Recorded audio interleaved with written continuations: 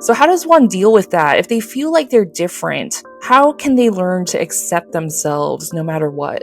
We can bury and bury and bury those experiences. They do not go away. As I often share with people, time doesn't heal much. Yes, we have some minor skirmishes in life, and as time goes on, they just kind of slough off. But really traumatic experiences, which being excluded, being isolated, being rejected, being bullied or shamed or humiliated, those do not just go away. We carry them around with us, and they can have a great influence on us. Welcome to the GRACED podcast, a space for everyday magic for your everyday life. We do this through rituals, aligning yourself to your soul's purpose, and creating alchemy to heal our mind, body, and spirits so that you can bring in more love and joy, manifest your desires, and believe in your dreams. Listen and watch over at graceduong.com/podcast and on YouTube, Apple Podcasts, Spotify, Instagram, TikTok, and all the places you can find me on social media. Now let's dive in to today's episode.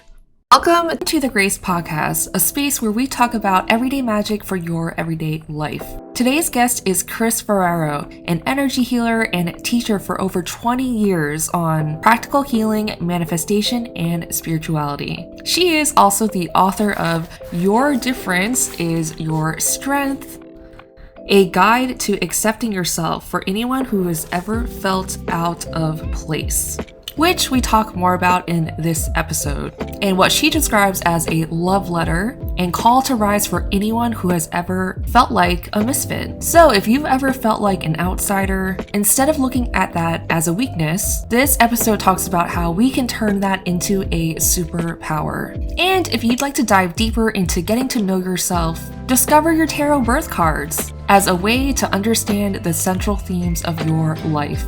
We have a free calculator to get your tarot birth card pairing on mysticmondays.com, along with extensive and in-depth reports on your tarot birth card pairing, available to order on our website. Tarot, as you know, is such a great way to get to know yourself, especially understanding your tarot birth card pairing. Not just the general meaning, but your shadow cards, your lesson cards, and so on and so forth. And we're doing a giveaway of Kris's book, Your Difference is Your Strength, along with a $200 one-on-one energy healing session with Kris over on Instagram. More details on how to enter this giveaway on the @grace.duong and at Mystic Mondays Instagram channels. Now let's dive into this episode. Hi, Kris. Thanks for being here. Thank you so much for having me. Yeah, definitely. So your book, Your Difference is Your Strength, is something I really resonate with as a creative person growing up and not really feeling like I was understood. And my parents were refugees, so they didn't really speak the language. And so there was always this feeling of just not belonging and having that being a great source of pain. And so I was wondering for you, what was your inspiration behind writing your book, and what was the process like? Well, from the moment of my earliest memories, I just felt different. So I felt different than everyone around me. I had mystical experiences as a young child that I knew were not okay to talk about, let's put it that way. I was a highly sensitive child born into a highly insensitive environment. And so I was constantly in survival mode. And then, as I got into kindergarten, first grade, I was a chubby kid. I had several undiagnosed learning disabilities that they just didn't know about at that time, and a lot of coordination problems. So I had a lot of physical awkwardness going on. So there were a lot of externals that showed the differences that were inside of me to other people. Yeah, I can totally resonate being grown up in an environment that doesn't necessarily support your growth. Having emotionally immature parents and kind of feeling like the adult in the household really takes a toll, especially as a child when you don't really have a way to express yourself. And in your book, you talk about labels like a misfit and becoming a trailblazer. And where did you come up with those terms, and what does that mean to you to have those be on the same sides of the same coin or same sides of the same spectrum, as you put it? Well, it was about 6 or 7 years ago, and I was speaking at a conference that I participate in every year. It's for energy healers. It's called the Spring Energy Event. And as with being a speaker and doing talks, I always create a unique talk for each audience. I don't do canned speeches because every audience is different and what is needed, I'm not really quite sure. And so the Misfit to Trailblazer concept really came through in a meditation. It was just a divine download that came through. And I really like the word misfit because it's pretty direct. It's about not fitting in, right? There's lots of different words, outcast, pariah. I have lots of different terminology in the book. But I love the word misfit. And also, I'm a punk rocker. There's the punk rock band, the Misfits. So I liked it for that reason also. But the image that was shown to me was that Misfits and Trailblazers are the opposite side of the same coin, that the archetype comes with these light and dark sides. And it was already clear to me that I was going to be a trailblazer within my own fields of choice. And it was also clear to me that I had always discovered when I was interested in how other people got to where they were and asked them, I often found that people that were highly successful, people that were outside of the norm, who blazed trails in different fields, often had a history that was identical to mine, where they didn't fit in, where they felt different than everyone else. They looked at the world in a different way. And so when that became clear to me, I realized, oh,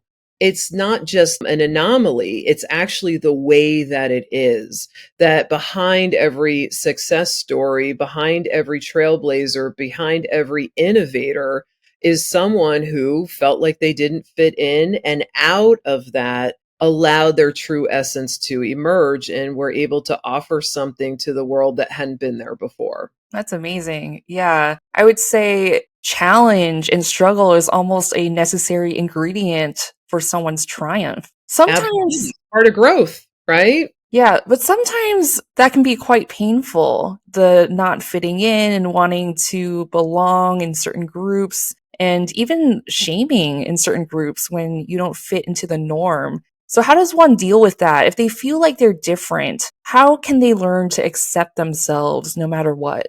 Well, that is really the journey that is before them. What I share in the book is that most often when we experience early adversity, we can have a lot of pain. We can have a lot of anger or bitterness, like, this isn't right. I shouldn't have had to go through this. And of course, I felt like that very much myself. Yet, what I found is it's out of that adversity is how we grow, it's how we expand, it's how we learn who we really are. It's too easy when we fit into a crowd to become like everyone else that's all around us. But in isolation, where do we have to turn to?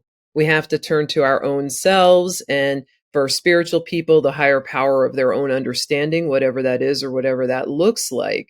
And that's part of it, because you develop an ability to stand apart. And to be someone who's a trailblazer, you need to be able to stand apart. You need to be able to say the difficult things. You need to be able to make the suggestion that no one else has made. And yeah, it is absolutely very, very painful. Those are traumatic experiences. We carry those in our energy field. And so there's a lot of different ways that we can neutralize the triggers. We can really soften the fear of rejection and putting ourselves out there, which comes out of those experiences. One of the main tools that I use is called EFT, Emotional Freedom Techniques. It's otherwise known as tapping, and I've been tapping for 20 years. It's not anything new. It's been out for a while, but it's a way of tapping on the meridian points that are used in acupuncture and traditional Chinese medicine.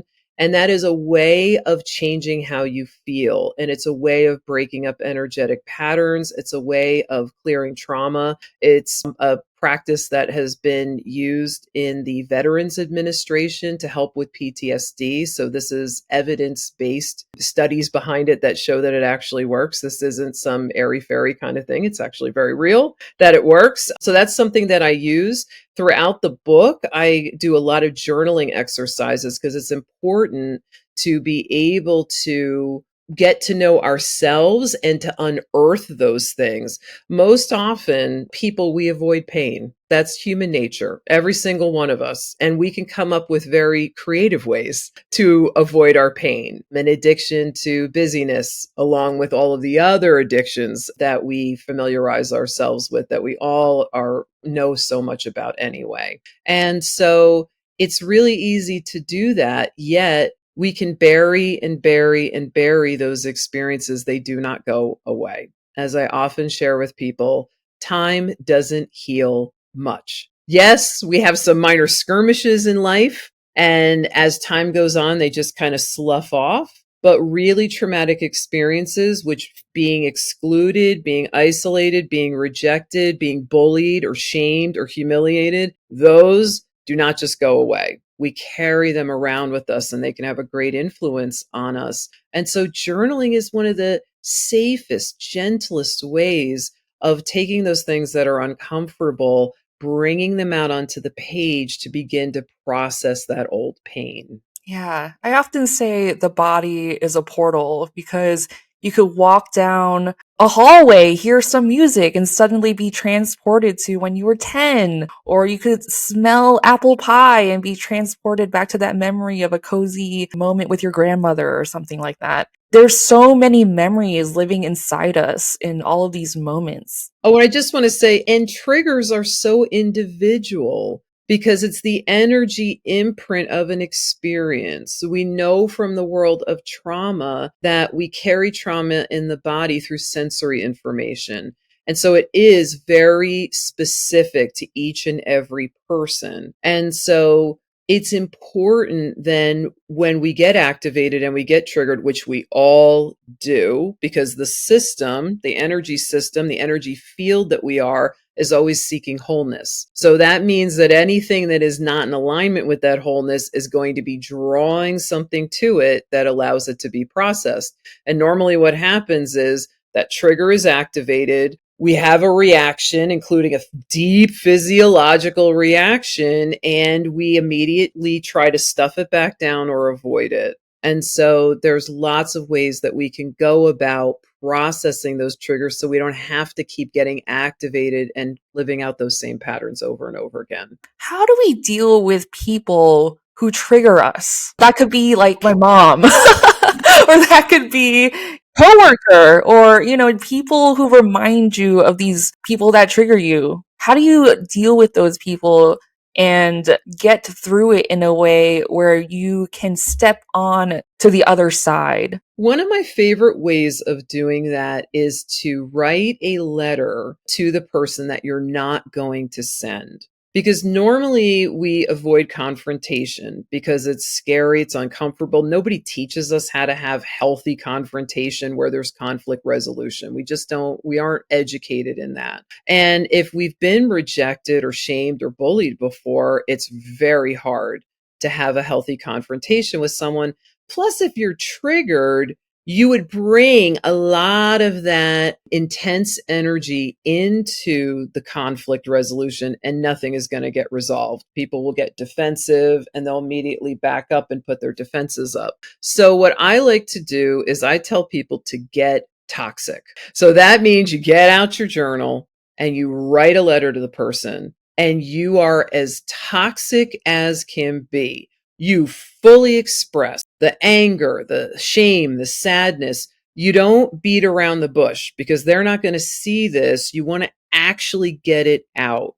And I tell people to write in the letter why they're upset and how they want that person to change. So I'm really angry every time you bring up my weight, Mom. It's so frustrating. And then I feel bad about myself. And you just kind of let it all hang out and how you want them to change, because when we're being triggered by another person, we're not accepting them as they are, right? So I want you to be more sensitive, Mom, and why don't you have a clue? And how come you don't have any self-awareness? I thought you could go to therapy already. And you just you just get it all out onto the page. And I tell people to keep writing and to do stream of consciousness writing. That's writing without ceasing. I also say write with a pen and paper. it uses a different part of your brain than typing. So this is something that you should handwrite. And write until you've said all of the things that you've wanted to say. You've gotten it all out onto the page. And then you can take that page and you can do a ritual around it. You can crumble it up and throw it into a river and symbolize letting it go. You can put it in the freezer, and that's a symbol of your freezing that energy out. You can do all kinds of creative things. Lots of people like to rip them up. I do not recommend burning. A lot of people like to burn things like that. I don't recommend that from a shamanic perspective. So I'm just going to say that. But you can tear it up. You can tear it up. And sometimes we have to do that once. In the case of our mothers, we might have to do that a number of times. But it takes that broiling up of the trigger and all the thoughts and all the feelings and all the ruminating. And, we all have like an inner lawyer in our head who's mounting our case, right? Who's saying, I'm right and you're wrong. And here's all the reasons why I'm right. And here's all the reasons why you're wrong. But having that ruminating in our mind and our body is really, really unhealthy. And so we have to give that stuff a place to go. And so that's what I recommend that people do to get it out. And then I recommend people do anger release exercises. So one of my favorite is an energy medicine exercise called blowing out the venom. And you stand with your feet hip width apart, nice bouncy knees. You breathe in and you rise your arms up about your head and you make nice tight fists. And as you blow out through the mouth, you throw your arms down and you open your fists. So it's like you're pulling up that toxicity and you're blowing it out towards the earth and letting it go. It's really healthy for our livers and gallbladders that get greatly affected by anger, resentment, bitterness, and guilt. I love that. I love those rituals, especially the different ways that you can write a letter to the other person and how you would like to, I guess, diffuse that energy so it's no longer within your system, but also the whole energetic body way of releasing something. I feel like those are different ways of releasing, but very helpful and easy to do in your everyday life. So you mentioned not burning the letter, and I'm really curious about that because that's something that I actually like to do. I like to burn letters. I like to burn intentions and things like that, but I'm a fire sign, so I like the fire. Why do you not recommend burning a letter? Well, positive things like intentions, things you're working on manifesting, blessings, prayers, those are fine to burn. I don't believe in taking fire to something that you've been using to vent to, because fire it's alchemy, it's transforming of energy. And so I like to use that for what we would label positive rather than negative stuff, because let's just be real here. We all have trouble sometimes managing our energy, and the thoughts and the feelings that we have about other people, we're putting that energy out into the world and often directing it towards that person, which is why it's really important to clear it up, because frankly, we're all doing that way too much in the planet right now. There's a lot of projecting and a lot of sending of negative energy out to other people. And while it's human, it's also our responsibility as spiritual beings to manage that energy and clear that energy. When we add fire to intensely negative emotions, it can actually amplify them, and it can be harmful to the person that's doing the ritual, and it also can be harmful to the person that you are writing the letter to. That makes sense. Yeah. I get the feeling that fire, if untamed, can burn down a forest. So you gotta be careful with all that energy, you know? Yeah, So fire's powerful. I love it. I mean, I really do. And I'm Earth sign, I'm a Capricorn, but I love the alchemical process that happens with fire and using it for your positive things, your dreams, even your vision boards. You may work with a vision board for a particular amount of time and feel like I'm ready to kind of like, this is the energy is set in motion and I'm ready to let it go and allow that to manifest in my life. Then fire is a great thing to do for that. yeah. So how else would you use the elements in alchemy or to create alchemy? Well, it's a really interesting question. Water is very powerful for clearing our energy fields. So a very simple thing that you can do to work with water is when you take a shower, really be present in the shower. And as you feel the water coming down over you, be in your body. So you're feeling the sensations of the water coming down over your face and your hair and your body. And imagine that it's clearing unneeded energy that's not for your highest good out of your body. And you can see that like gray sand or smoke, and see that coming down off of your body and being washed down the drain. So that's a powerful little simple thing that you could do every day to clear your energy field while you're in the shower anyway, right? You're going to be in there anyway. Might as well turn it into a healing ritual. So that's a good way of working with that. With earth, I often tell people when they're manifesting or creating something new, and for people moving from the misfit to the trailblazer journey, plant seeds. Now, I live 12 miles west of New York City in an apartment building. I don't have a yard. I do have a fire escape. I will germinate seeds and put them in the earth and care for those seeds as I'm imagining my manifestation coming to fruition, and watch as that plant grows as a symbol of that. And sometimes I'll give it to someone in a yard and they can plant it in their yard and it can continue to grow, or I'll just keep it as a house plant. But taking then as that grows out of the small pot and putting it into the bigger pot, often it goes in alignment with the growth of my business or the growth of something else that's happening in my life. With metal, jewelry is really great to represent the metal element, which is about clarity of thinking. And so wearing metals and adorning yourself with silver or gold jewelry can be a really powerful way of putting it on with intention and saying, this is representing my mental power. It's representing my clarity in the world. So there's lots of different things that we can do that are very simple. I'm a pragmatist. I'm a left-brained person. I'm also a mystic. My editor calls me a type A mystic, which is probably the greatest summarization of me in the fewest amount of letters than I've ever seen before. And I like things that are practical and very, very effective. And I love integrating things into my daily practices because it makes them habits. And anything you make a habit is easy to do. Yeah. And I feel like creating that intention for this habit to be sacred really creates that ritual for you to want to do, because I find that sometimes when I try to integrate new habits and it feels like it's dragging, it's not really becoming a part of what I want to do because I'm resisting it, or, it's just not fun. But when you set that intention that, oh, this is sacred time for me to connect with my true self, my higher self. And so what are some of your favorite rituals that you like to do for yourself?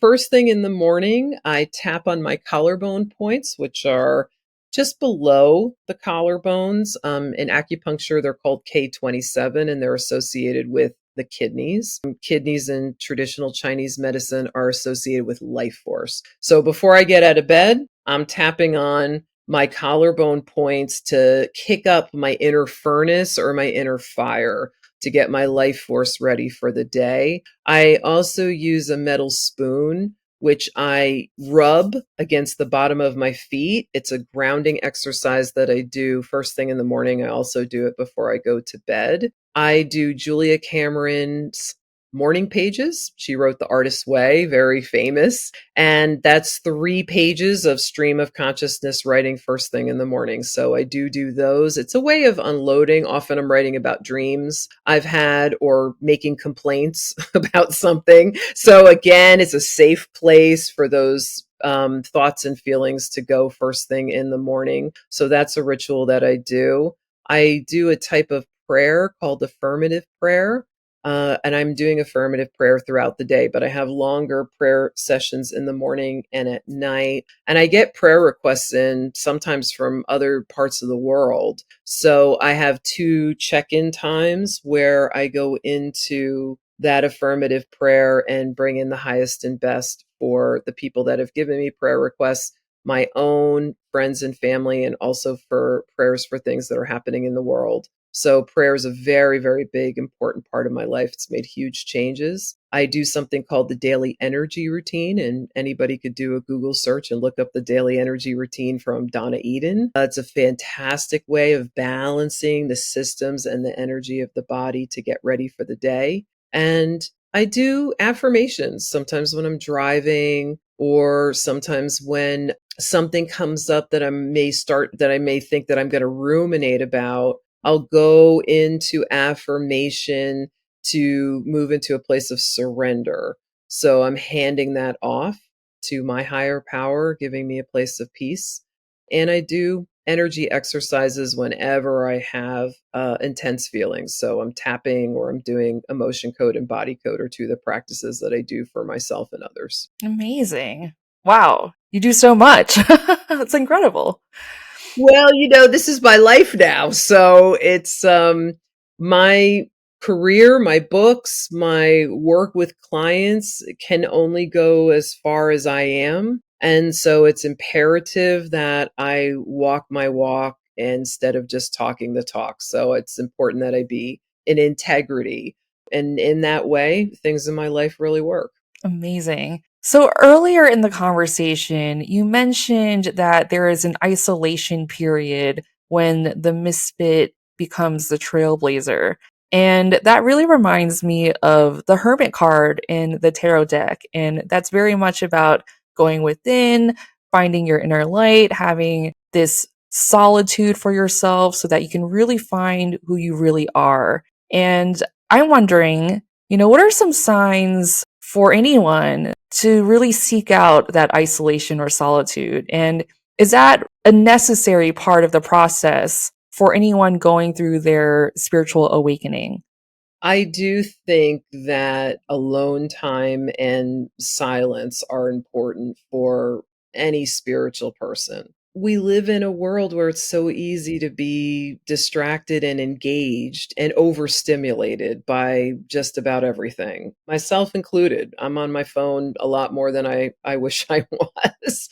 That's just the truth. It's the world that we're living in. And there's a part of me that loves our modern conveniences and the creativity and connection that can happen through social media. I mean, it's amazing, right, what we can do with this little device we carry in our hands. And at the same time, our primal selves, our bodies, our nervous systems are not designed for the technological, fast-paced lives that most of us are leading. And also for people that are maybe in partnership, or maybe they have children, and they're always surrounded by other people, it's really easy to just lose sight of yourself and to lose sight of your path. And if you're empathic, if you're highly sensitive, if you're someone that picks up on other people's emotions, if you're the person that everybody turns to when they're having a bad day, it's very easy to get lost because you can take on so much of what's happening all around you. You lose sight of who you are.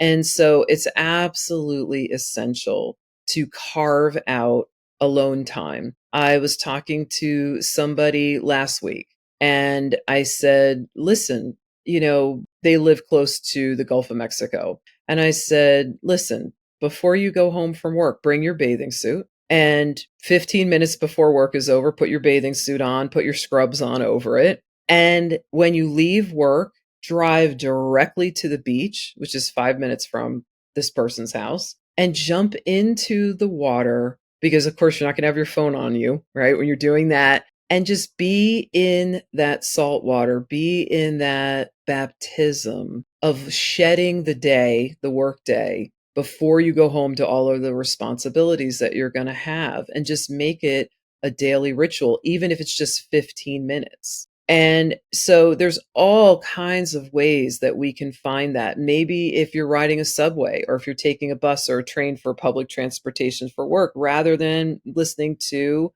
a book on tape or a podcast, maybe you spend 15 minutes in silence. Maybe you put on noise canceling headphones and go within, because everything that we need really truly is within us. And the intuition, the insights, the clarity that you're looking for, it's right there, but you gotta slow down and be in your body and be inside of yourself and be present long enough to hear that still small voice that each and every one of us has. That still small voice that said I needed to do a talk called From Misfit to Trailblazer, that 7 years later is now a book called Your Difference is Your Strength. It came from slowing down long enough to receive that download and look at the things that it's created for me ever since. That's awesome. Downloaded the Mystic Mondays app yet? Well, if you haven't, what are you waiting for? If you want to take the Mystic Mondays tarot and oracle cards with you wherever you go for your daily rituals, this is the app for you.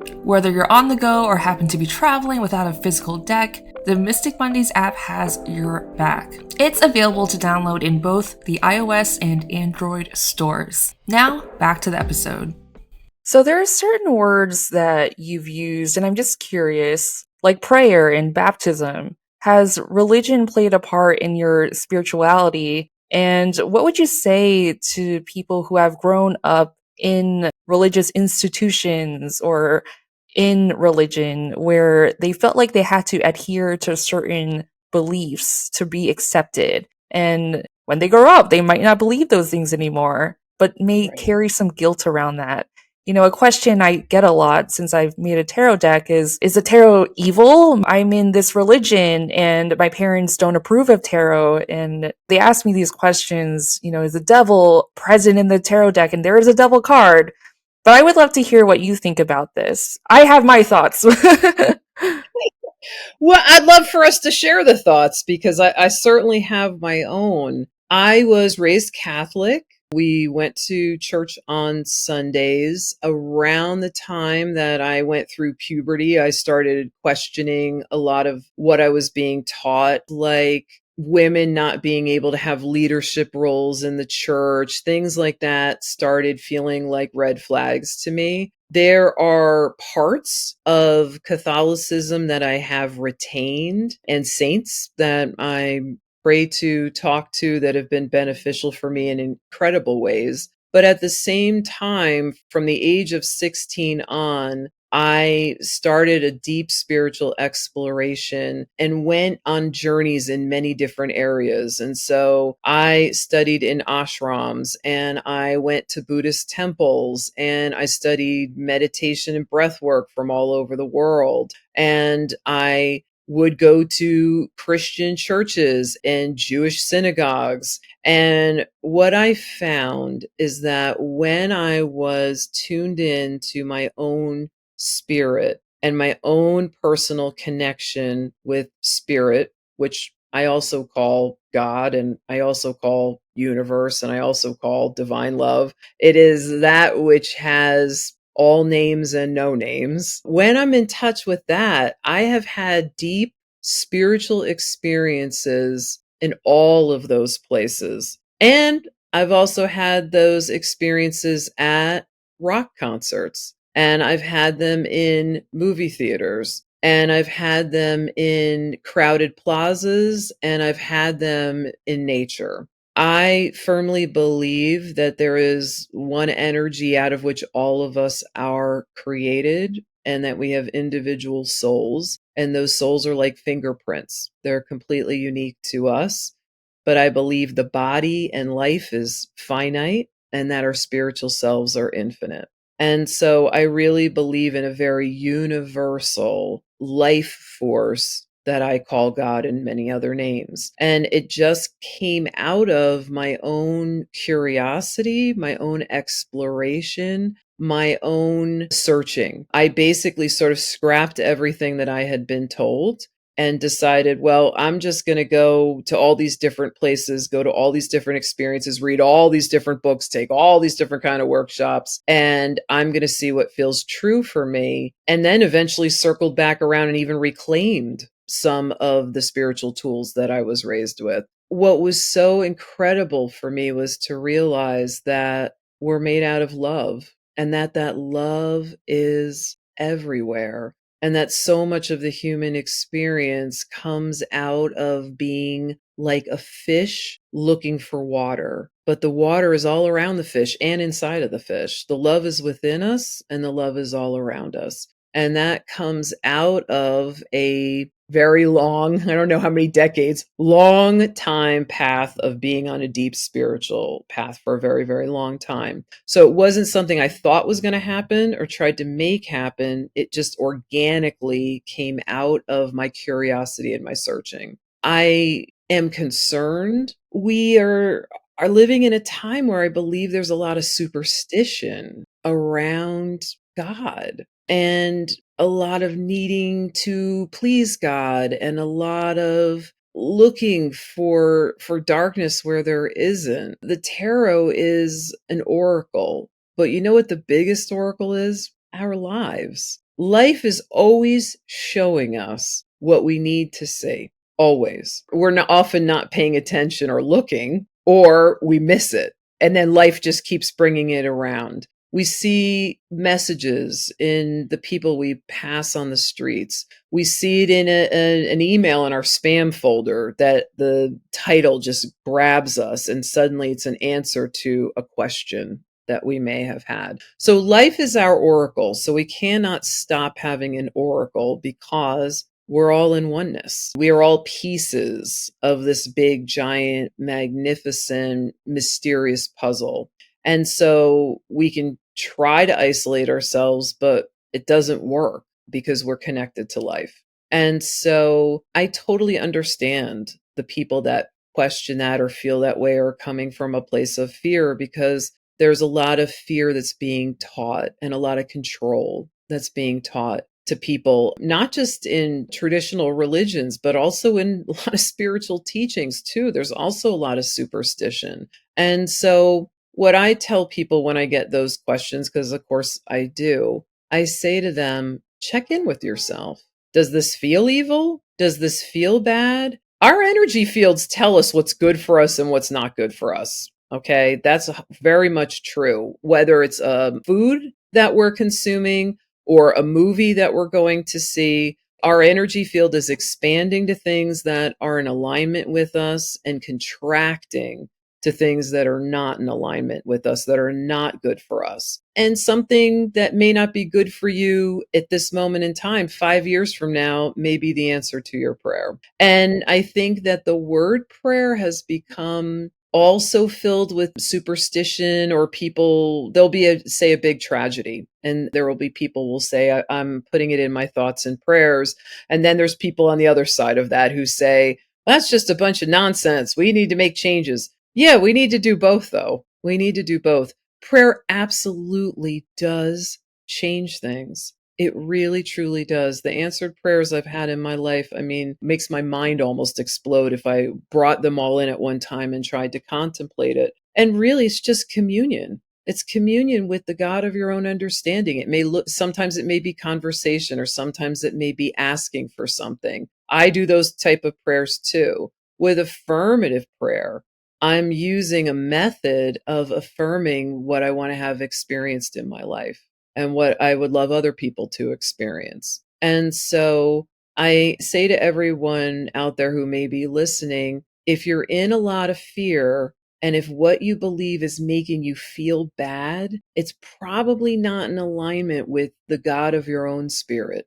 And so I also want to say, every person out there that is in between you and your God is an interpreter. You need to have a direct relationship with the universe and with the higher power of your own understanding. It's imperative that we have a one-on-one relationship. And then those people can be inspirations or influences or guides on our path, but the relationship is between you and that. Wow, that's beautiful. And there's so many nuggets in there. I totally agree that love, I feel like, is at the core of it all. And if it doesn't feel loving, then it's probably a man-made thing. If it makes you feel shame in any way, it's probably not really good for you then, because I will say this, we are loved unconditionally. We truly, truly are loved unconditionally. We're not being judged. So if something is making us judge ourselves, not love ourselves, feel bad about ourselves, it's probably not in alignment with that higher power. Right. And it's also about intention of where that comes from. Like, is it an intention of control, of power? And, religion has evolved to have ties with government. And that played a role in keeping people in check, keeping track of commerce. There are a lot of things tied in with religion, which is why it feels so complicated. But at the core of it, I feel like when people come to me and ask me, is tarot evil? I say a very similar thing. Why don't you explore and see how you feel? Because I feel like a lot of what we're taught is to deny our feelings and to deny our innate instincts to feel into, is this situation right for me or is it wrong for me? And then we go into this analysis paralysis of whether, oh, but this situation should be right for me because of what I was told and what I believe. And I feel like part of the, spiritual awakening or becoming trailblazer from a misfit is really shedding these beliefs that we thought we had to become our true selves. Oh, 100%. That's really what the whole process is. It's about shedding conditioning, the conditioning that doesn't work, the conditioning that benefits from us not liking and accepting ourselves, the conditioning that benefits from us being forced into conformity to go along with the program. There's a lot of pressure all around, from corporations to businesses to families to cultures to governments to religions, that are telling us who we're supposed to be. And none of them know what our soul came here to be. And so, yes, so much of it is shedding the conditioning that does not serve so that the true self can emerge out. And once that true self emerges out, life works. You will be supported. Money shows up, opportunities show up, doors are opened because you're now in alignment with who you came here to be. I love that. Who are some of your favorite trailblazers? Well, I write about some of them in the book. Shirley MacLaine was one. And the reason why I picked her is because when I was growing up, she was definitely criticized and publicly humiliated for being a weirdo. And this was someone that was a very, very, very famous actress. So she didn't have to go out on a limb, which is the name of one of her books, and talk about her weird spiritual mystical experiences. But she introduced a lot of things to Western culture that we previously didn't have knowledge of, including the chakras, which we all talk about now. And so it's amazing what she was able to do as a trailblazer. One of my favorites that I didn't write about is Joey Ramone, who was the lead singer of the Ramones. He's no longer with us. I had met him several times, and I remember thinking, this is the odd person I have ever met in my entire life. Everything about him was odd. The way he spoke, the way he walked, the way he moved. He was like a person from another planet. Yet he became a rock star. And not only that, a real trailblazer within music. And now I hear the Ramones music on TV commercials, and I just cannot actually believe it. So he was definitely one of those people that found a way and allowed his true essence to come forth. And he blazed a real trail and then burned out at a young age, because I think he probably finished what his role was. So you mentioned finishing your role. How does one know that they have stepped into their role and if they have actually finished the role? Well, I don't think we're finished until we're no longer on the planet. So that's the simple answer for that. If you're still alive and you're walking around in a body, your mission is not done. You just have to keep going. But how you know that you're with it sort of refers back to what I just mentioned, which is that opportunities show up, synchronicities happen, doors are opened. With my second book, Manifesting, this is a great example. My book came out, and 5 days later, my brother-in-law passed away from COVID. And he had been in my life since I was 12 years old. So I basically gave the book over to spirit. I said, Spirit, you're going to have to take this book and get it into the hands of people that it needs to go to, because I need to be there for my niece and nephew and my sister and my mom and my family and my own grief. I have to be in that process. I can't take myself out of that process. And the most incredible things happened with this book that I did very little to promote. And it came out in August of 2021. So we are in full COVID. There's no live book signings. There's no live events that I can do. Within a month and a half, my editor called me and said, something really strange is happening with manifesting. It's selling really well at Barnes and Noble stores. And I said, okay, that's great. And he said, no, you don't understand. Every author that puts a book out, their number one seller is Amazon, and all the other sellers fall underneath. So once Barnes and Noble became number one, he reached out to the marketing people, and the marketing people reached out to Barnes and Noble. And what we found out was that they did a display for Halloween on the book tables, like when you go in and you see the book tables, or you see the books on the end caps.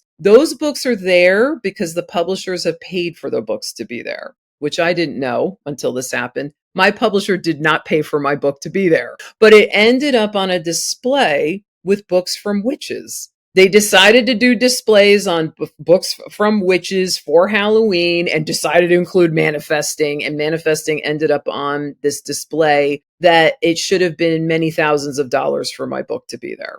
Okay. I had nothing to do with that. Everyone in the company was like, oh my God, she manifested a free spot on a book table at Barnes and Noble. Okay. The next month, the stores Marshalls, TJ Maxx, and Home Goods, that are all owned by the same company, decided that they were going to purchase some books from my publisher to have for the holiday season, which they had never done before. And they picked up Manifesting and another book that I contributed to, which is called Ultimate Energy. And it was a huge sale. So that's when I know that I'm in alignment with what I'm supposed to be doing, because here I did very little promo. I wasn't talking about the book a lot. I was dealing with my own healing and being in service to my family. And there was not a lot of promoting that I could do in person. And all of these incredible miracles allowed that book to now be in its sixth printing. In less than 2 years, it went into its sixth printing, which is extremely unusual.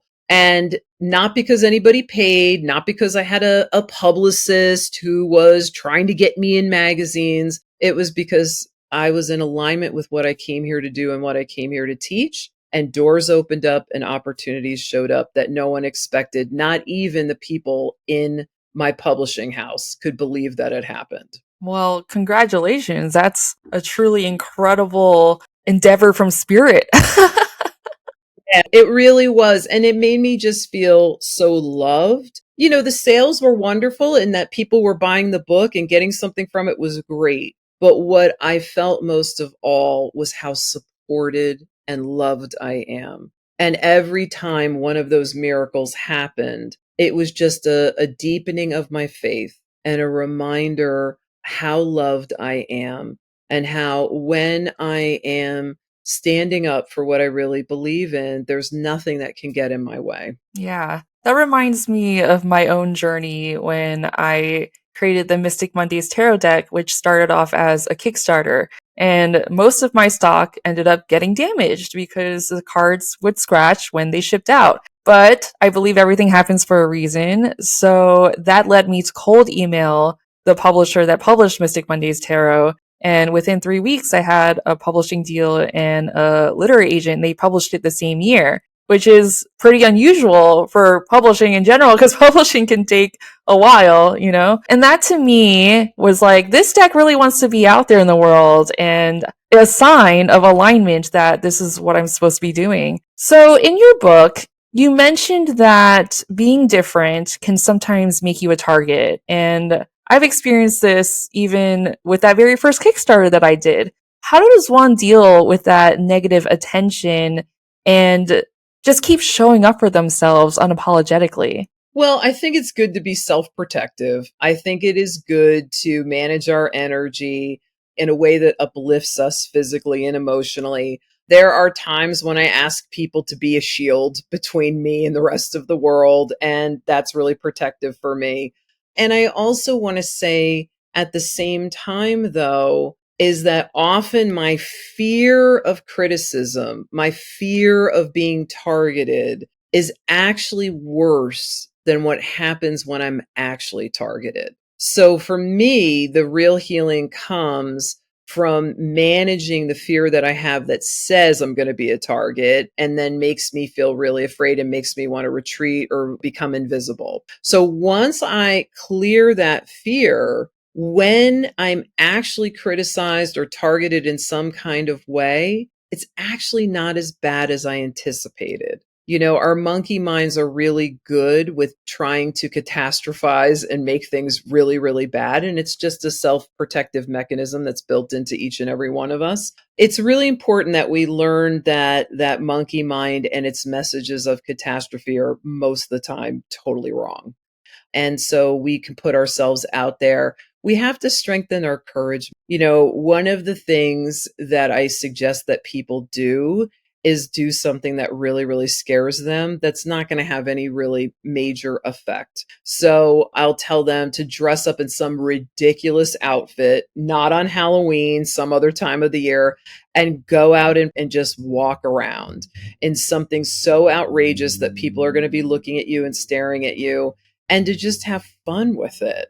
To recognize, oh, okay, everyone's looking at me, that fear that we all have as kids, right? Everybody's staring at me. And you actually create that experience. And what happens is you actually can have fun with it, and it can make you laugh, and you can play along with it and really make it a fun experience. Those things can really strengthen our courage muscles. And the more we practice being courageous, the stronger they get. Absolutely. It reminds me of this moment where I had a speaking engagement and I froze on stage. And I remember afterwards, I was like, oh my God, I completely messed up. And it was just like this whole thing. And then later on in that week, I realized it had shattered something for me. It had shattered this fear of not appearing to be perfect, of not being human, of not being a person that has flaws. And in some ways, it was really freeing to have that public embarrassing moment for me, of just like, oh, wow, I can mess up and be fine. I 100% agree with you. When I was writing my first book, Energy Healing, I get this book contract out of nowhere, and I needed to write the book in 6 weeks, which is no time at all. And I didn't do anything for 2 weeks because I was paralyzed with fear. And then I started writing it. And then the last 10 days, something clicked in, and the voice of the inner critic, it was like people were standing around me with megaphones. Everyone's going to hate it. Your colleagues aren't going to like it. No one's going to like it. You're going to lose respect. No one's going to buy the book. It's going to be a total failure. And it was like this cacophony of the inner critic, but I felt it outside of me. And what happened was I didn't have the luxury to even tap on it or do anything. I had to write. I was writing from 9 a.m. till 9 p.m. every day. And so I just kept writing. And as I kept writing, there was a moment where that inner critic voice that was all around me shattered, like a window, like a windshield shatters. And I felt the energy fall all around me. And after that, I was in absolute bliss. And I wrote most of the book in the last few days, and I made my deadline. I wrote almost 39,000 words. Wow. And had almost no edits from that book. When my editor sent it back, he goes, yeah, there's a couple words here and there, but otherwise it's perfect. So it was a real test for me of moving through the fire, and you keep going, and eventually those systems just crumble. Yeah. And I also think it's a matter of feeling safe. Safe to fail, safe to try new things, safe to be different, safe to be a misfit, and through that journey of being different and allowing yourself to be different, allowing yourself to shine too in your difference and what makes you unique. Well, all of us are the artists and the architects of our lives. We don't know that, but we're creating our lives all the time. And so being an artist involves experimentation, mistakes, taking an idea and going in one direction and then realizing, oh, wait a second, this isn't working at all. Now I got to regroup. It's part of the creative process. So it is good to develop a resiliency that even when we fail, can we still be compassionate to ourselves? Can we still be tender and merciful with ourselves? Can we love ourselves through those moments? Because when we can, then even the mistakes and the failures become part of our healing. I love that. So let's wrap up this interview with some rapid fire questions. What advice would you give to your younger self? I would tell her that everything is going to be okay and life is going to be more magnificent than she could ever possibly know. Oh, I'm getting chills. Love that. What are your sun, moon, and rising signs? I am a Capricorn sun, Sagittarius moon, and Gemini rising. Does that resonate with you? You know, I didn't resonate with Capricorn as a young age because I was such a radical rebel, but I'm becoming more Capricornian as I get older for sure. And Capricorns tend to find success later in life, and that has certainly been the case for me. What is one affirmation that you'd like to leave the Mystic Mondays Graced podcast audience with? The universe is conspiring in my favor. Oh, I love that. Thank you so much, Kris, for your wisdom and your encouragement for us to be our misfit selves. I love that we can shine in our differences. And I think there's just a feeling of acceptance for when we accept ourselves, we also can accept others and be really present in our lives. So thank you for sharing your wisdom today. Thank you so much for having me on. It's wonderful that spirit can connect us, right, across miles and platforms and ages. And it's that thing that brings us together where we can really connect. This has been fantastic. I really appreciate you having me on. Absolutely. Amazing. Thank you. So much for tuning in to today's episode with Kris Ferraro. From Misfit to Trailblazer, I'm so grateful to Kris for coming onto the podcast and dropping these gems today. In what ways do you feel like you are different? And is there a way for you to recognize that your difference can also be your strength? I would love to hear in the comments on YouTube, Spotify, wherever you're listening to this podcast. And as a reminder, we will be doing a giveaway of Kris's book, Your Difference is Your Strength, over on Instagram. Until next time, my dear mystics and misfits, stand out and be proud of what makes you different, as that is also what makes you unique. Sending you grace today and every day. Thanks so much for tuning in to this episode. Remember to subscribe and check out more Grace podcast episodes for how to apply everyday magic to your everyday life. See you next time.